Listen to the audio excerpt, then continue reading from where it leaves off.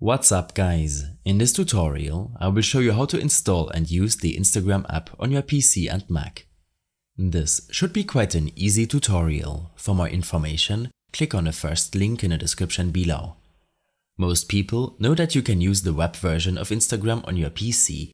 Still, suppose you want to use the features of the mobile version, such as uploading photos and videos or accessing your Instagram messages. In that case, I suggest using BlueStacks to use the Instagram app on your Windows PC or Mac. Click on the first link in the description to get to this page. Proceed to download the BlueStacks 5 setup installer to your system. It will automatically detect to which operating system you're installing the app.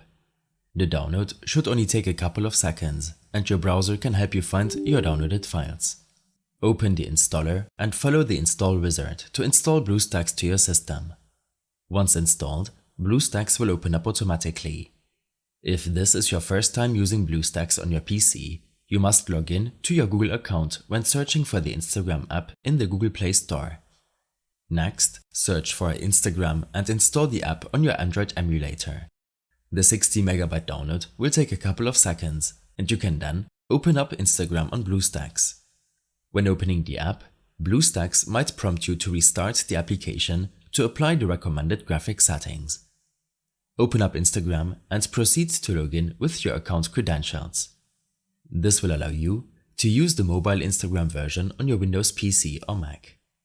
If you encounter lag or otherwise low system performance while BlueStacks is running, then navigate to your BlueStacks performance settings.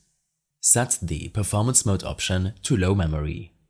This will lower the amount of RAM or memory needed to run the application and Instagram on your PC.